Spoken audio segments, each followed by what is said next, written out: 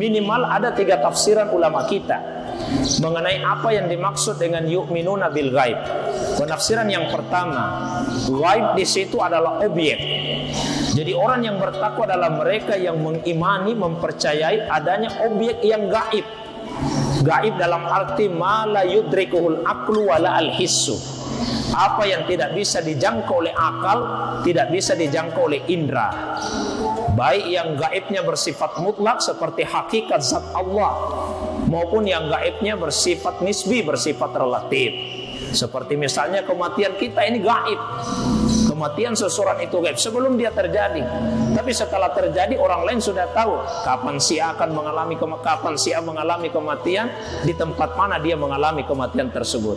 Surga itu kegaibannya bersifat nisbi, relatif. Kita belum tahu hakikat surga. Tapi begitu dimasuki, maka pada saat itu kita akan mengetahuinya. Itu tafsiran pertama ulama kita apa yang dimaksud dengan yu'minuna bil ghaib, yaitu mereka yang mengimani adanya objek-objek yang gaib. Satu. Penafsiran yang kedua, bil ghaib di situ adalah alat. Jadi orang yang bertakwa adalah mereka yang beriman dengan menggunakan alat yang gaib. Apa itu alat yang gaib? Hati.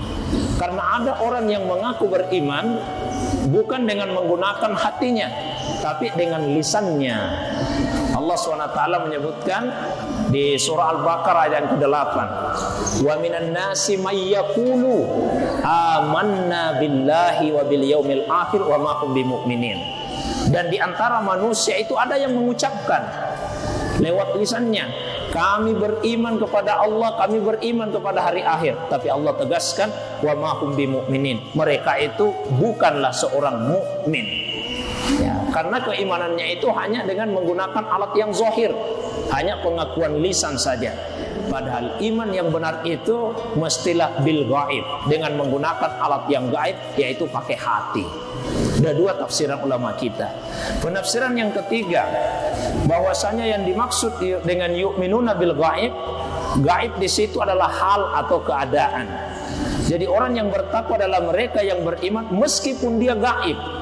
Gaib dalam arti tidak dilihat oleh orang lain. Karena ada yang mengaku beriman pada saat bersama-sama dengan orang beriman. Tapi begitu dia menyendiri, maka kelihatanlah watak aslinya yang sesungguhnya. Allah SWT menjelaskan dalam Al-Quran, wa idza laqul ladzina amanu qalu amanna.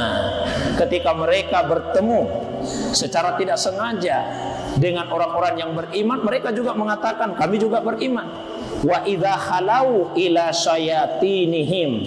Tapi ketika mereka menyendiri dengan disengaja bersama dengan setan-setannya, ya, maka mereka mengatakan dalam ayat tadi disebut wa idza khalau ila syayatin qalu inna ma'akum, sesungguhnya kami bersama dengan kalian, inna ma nahnu mustahziun. Apa yang kami ucapkan kepada orang yang beriman itu hanya senda gurau, hanya olok-olokan saja. Jadi bandingkanlah pengakuan mereka di dalam ayat tadi terhadap orang yang beriman, itu disebut laku, berjumpa tidak sengaja. Jadi kalau orang yang beriman itu ketika berjumpa dengan orang yang beriman pasti dia sengaja. Ikut pengajian pasti disengaja, bukan karena kebetulan.